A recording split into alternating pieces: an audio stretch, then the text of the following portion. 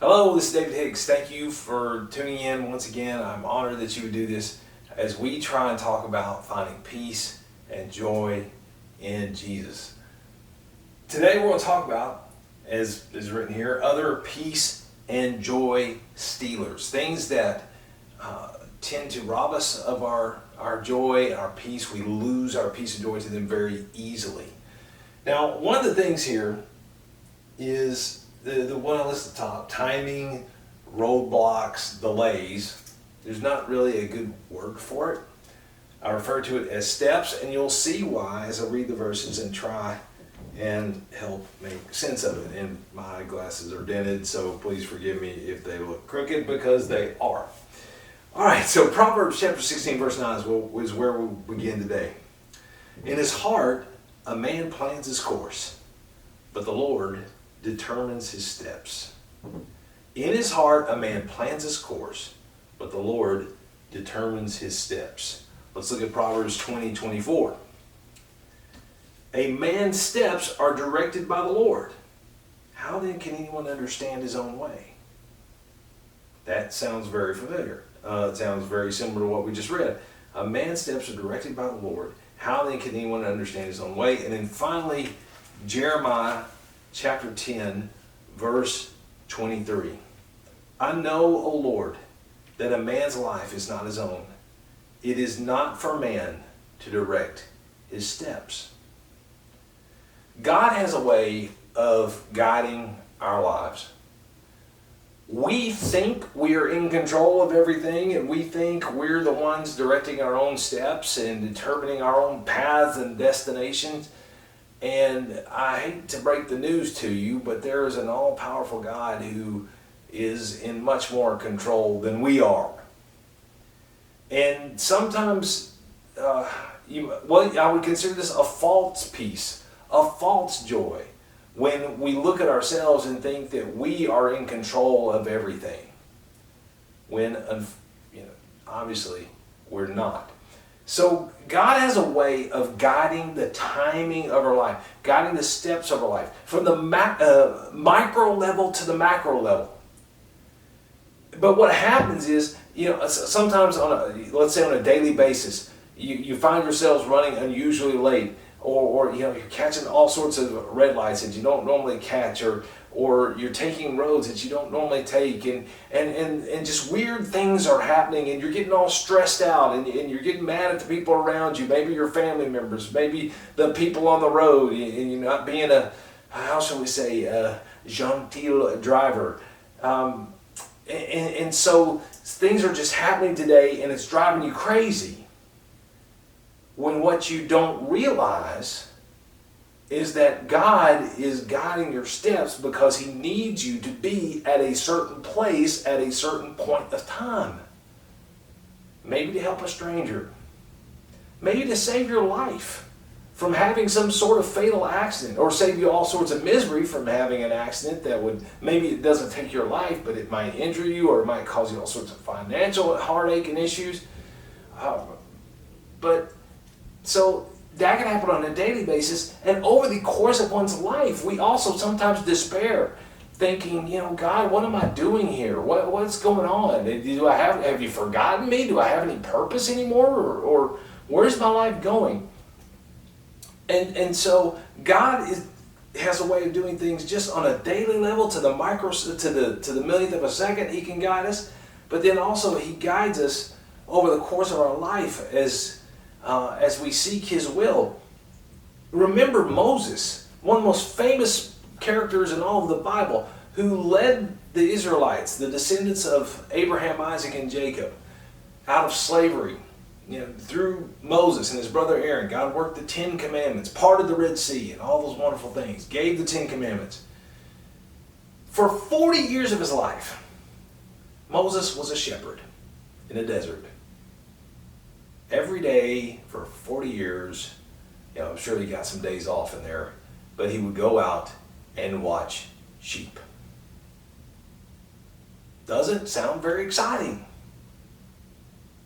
He grew up as a prince of Egypt, and then for 40 years of his life, he's just out in the desert watching sheep. Any wolves? No? Okay.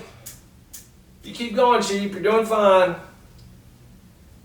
So we can get so stressed out and lose so much peace and so much joy when we forget God is directing our steps. Now, if you need a tangible, concrete example of this, let's look at Genesis chapter 37. It will help bring this to light, bring this to focus.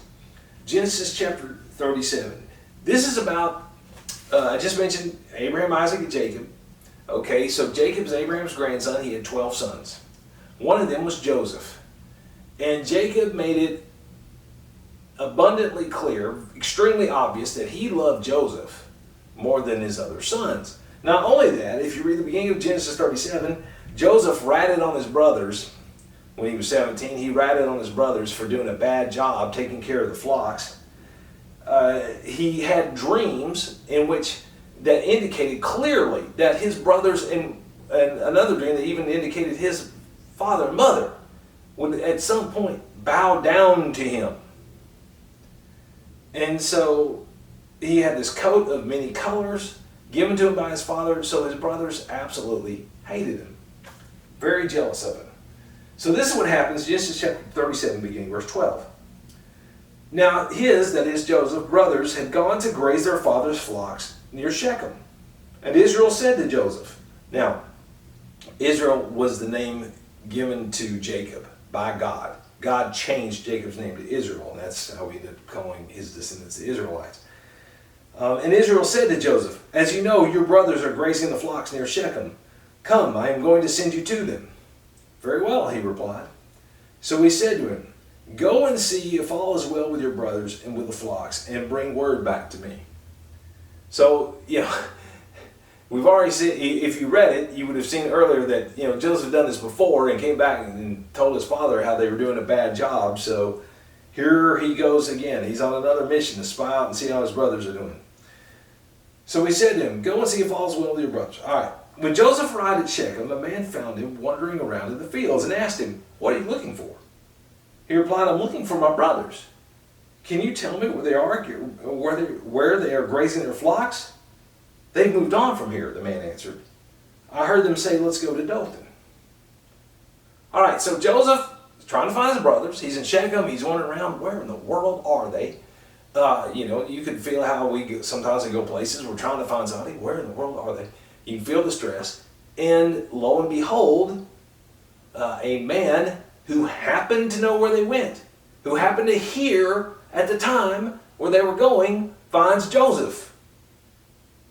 You see how God's directing things? And so now Joseph knows, I need to go to Dothan. Let's keep reading. So Joseph went after his brothers and found them near Dothan. But they saw him in the distance, and before he reached them, they plotted to kill him. Here comes that dreamer, they said to each other. Come now, let's kill him and throw him into one of these cisterns and say that a ferocious animal devoured him. Then we'll see what comes of his dreams. When Reuben heard this, now Reuben was the firstborn child of Jacob. When Reuben heard this, he tried to rescue him from their hands. Let's not take his life, he said. Don't shed any blood. Throw him into the cistern here in the desert, but don't lay a hand on him. Reuben said this to rescue him from them and take him back to his father. So when Joseph came to his brothers, they stripped him of his robe, the richly ornamented robe he was wearing, and they took him and threw him into the cistern. Now the cistern was empty. There was no water in it. So they threw him into this dried up well, as it were. So now, something else to note.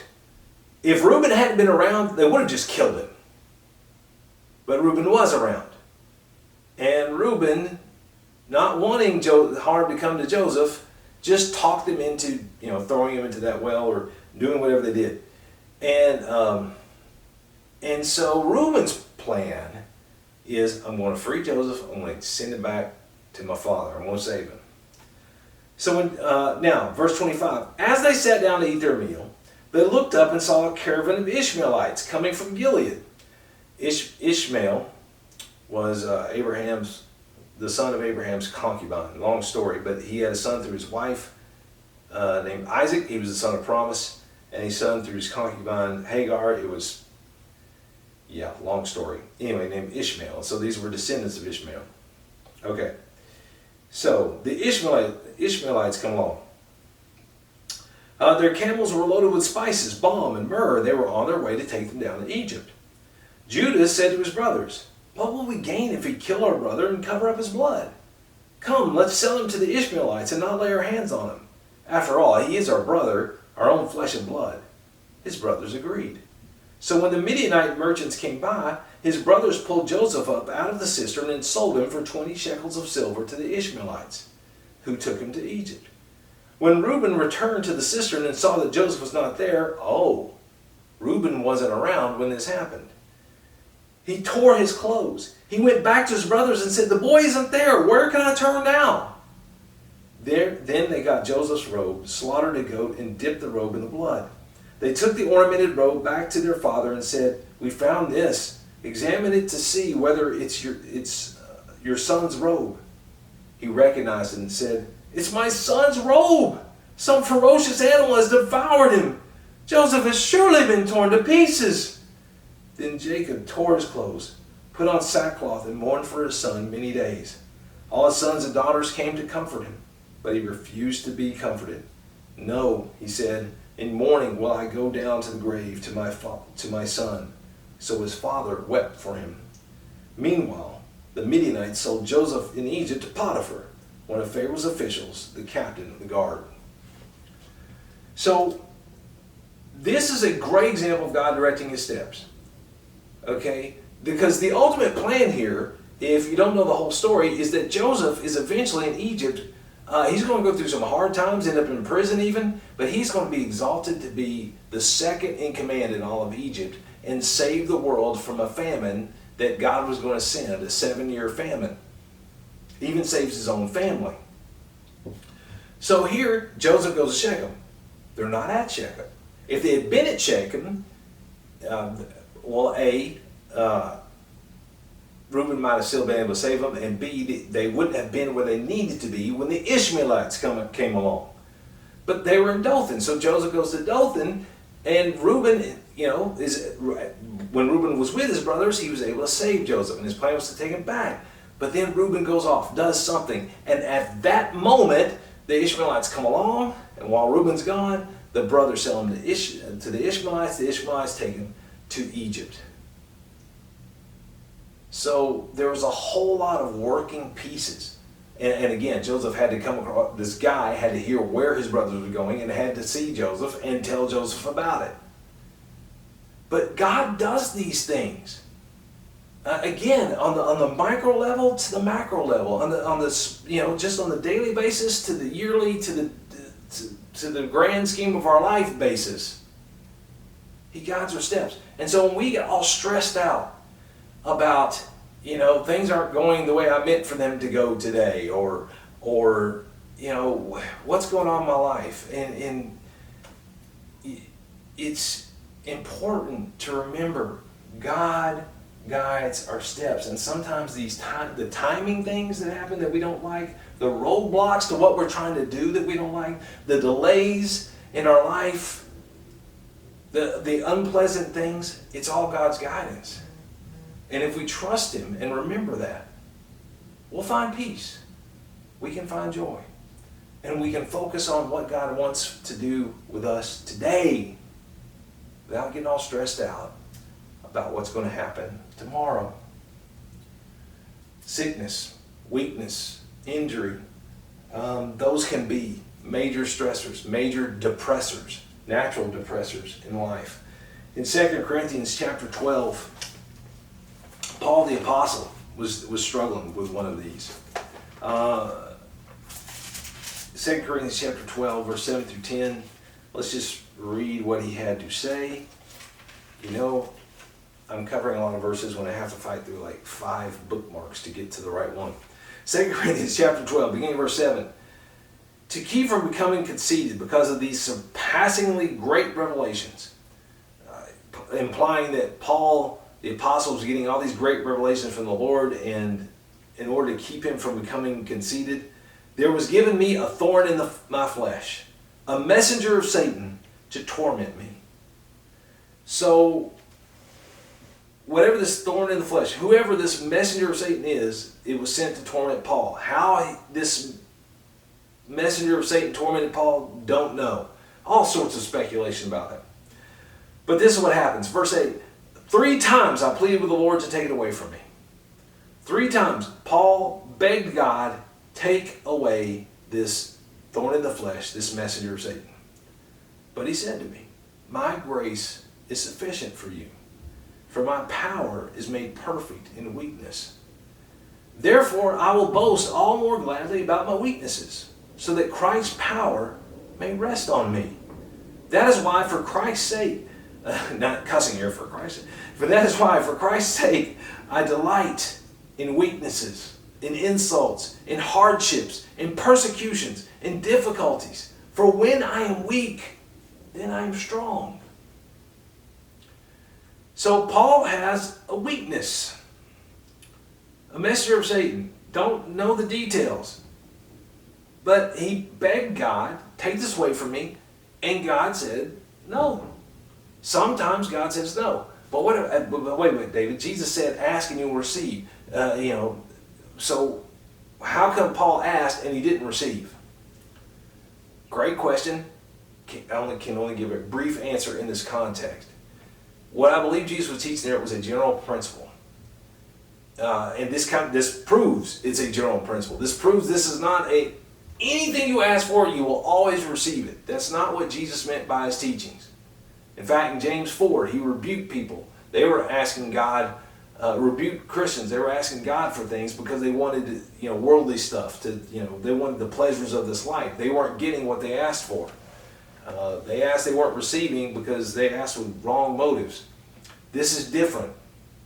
Paul's asking, motive's not bad. God doesn't rebuke him for asking for this messenger of Satan to go away. But he says, my grace is sufficient for you. My strength made perfect in weakness. Think of it this way. The most inspiring people in life, some of the most inspiring brothers and sisters in Christ are the ones who have been through the most hardship and they've stayed faithful. They didn't quit. They didn't go back. They didn't go down the road of hypocrisy, but they stayed faithful to the Lord. My own wife deals with weakness on a daily basis. I have seen it for decades. And we have asked, off and on for decades, for her weaknesses to go away. It's headaches, it's nauseousness, it's fatigue, it's almost like every day she wakes up and just spins the wheel of bad symptoms and just whatever it happens to land on, that's what she gets for the day.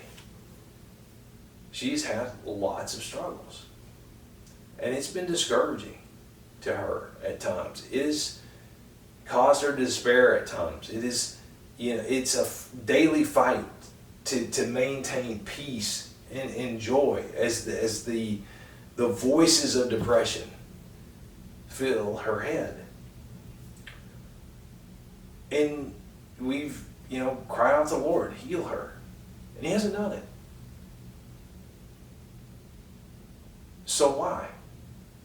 We think we'd be better off. She'd be better off. She thinks it. I think it. She'd be better off if she's fully healthy and have all this energy and be able to do anything and everything she wants to for the Lord. Paul was thinking, I will be better off without this thorn in the flesh, without this messenger of Satan in my life. But what we fail to realize is that God's light shines brighter when we are in weakness and sickness and injury and difficulties and hardships and persecutions. When we stay faithful to the Lord and lean on the Lord and look to him for comfort, it will help us. We can use our experience to bless others. And just the light of Jesus shines brighter through us. And I think, like Heather's prayers, I think they mean my wife, her prayers. And she is more devoted to prayer than anybody I've ever known.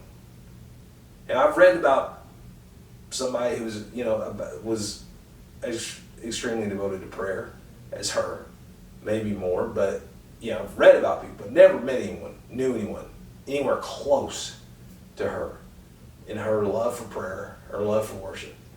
So, what inspires me is that despite all the no's to our prayers, she still worships. She still prays. She still cries out to the Lord. She loves to spend time with the Lord. She'll exhaust herself in prayer for me and for many, many, many others. And that inspires me. And I believe with all my heart, because she's doing that in spite of the weakness, in spite of the sickness, in spite of the infirmity,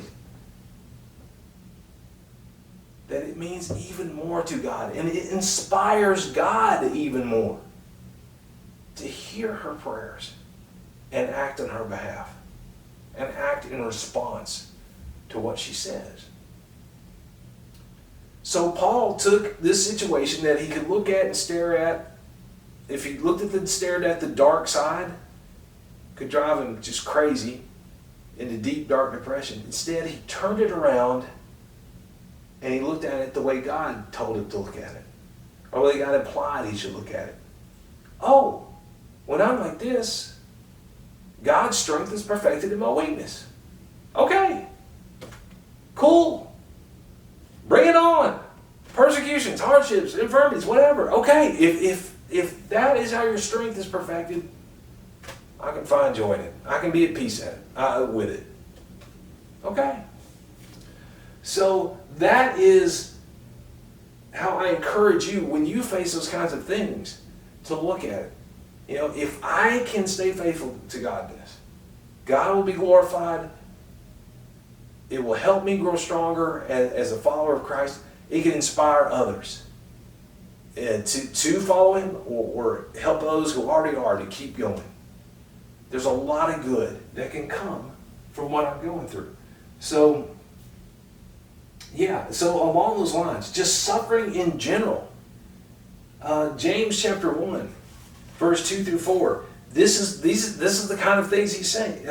What I'm saying to you now is what he's saying. Consider it pure joy, my brothers, whenever you face trials of many kinds. This is the etc. moment. We've talked about death. We've talked about money. As peace stealers and joy stealers, we've talked about timing, roadblocks, delays, sickness, and weakness. Here's the etc. Consider it pure joy, my brothers, whenever you face trials of many kinds, because you know that the testing of your faith develops perseverance. Perseverance must finish its work so that you may be mature and complete, not lacking anything. So everything we need, at least from a spiritual perspective here, we can gain through the trials that we go through. It'll help it'll help make us stronger, help develop perseverance within us. We need perseverance so that we can be faithful until the end. Whatever the end of our life is, whether it's death or the return of Christ. Consider it joy. It's like our trials are like, what physical exercise is to our body, our trials are to our soul, to our spirit, to our mind. They're spiritual exercise. And we can find joy in them when we realize that they will help us to follow Christ. And 2 Corinthians 1, verse 3 through 5, we can find joy in knowing that our trials, whatever they are, can help others. 2 Corinthians 1, verse 3 through 5. Praise be to the God and Father of our Lord Jesus Christ, the Father of compassion, and the God of all comfort, who comforts us in all our troubles, so that we can comfort those in any trouble with the comfort we ourselves have received from God. For just as the sufferings of Christ flow over into our lives, so also through Christ our comfort overflows. All right, so what do we see here? we're going through trials, we're going through troubles, we're going through extremely stressful situations. God has words of comfort for us. God does things to comfort us. When we embrace that comfort, we can take that and give it to others and share it with others. It's hardly, the things that we go through in life are hardly ever just about us, just for us. Certainly there could be things, but it's also to help others. And some of you that are watching this video may have been through unspeakable darkness. And there is that outlying question, that question that Satan loves to hammer home, even though he's the one that most likely caused the trouble of, well, why did God allow this to happen to you? If he loved you, he wouldn't have let this happen to you. He doesn't love you. Well, it may be the reason that God didn't prevent it is because he knows there's other people in this life that are going through or that will go through what you went through. And he needs you to lean on him. Trust his comfort. Trust that there's a day coming that he's going to take all that pain away. Persevere. And then help others who are going through what you've been through to do the same. See, when I'm going through dark times of my life, to help me get through it, I need other people who've been there, done that. Who've had to walk down this road, and they can help me. If you've never walked down this extremely dark road I'm going down, I mean, you still throw out some words of comfort and throw out, and pray for them and all that. Don't discourage that, and that, still can be extremely powerful. Okay, but from my perspective, you're not the kind of person I'm going to turn to for help because you've never been where I am. And so why God lets certain things happen to you, extremely likely, it's because he wants you to, he's going to pour out so much mercy and compassion and love on you. Okay? But B, also, he needs you to help others going through the same thing. He needs you to help others. He wants to use you to help others. Okay, I wanted to talk about 3 keys to peace and joy if I have time. I don't have time, in my opinion, to add that to this video, but we will cover that in our next video, our last one, on peace and joy. So thank you for listening. God bless you. God bless this recording.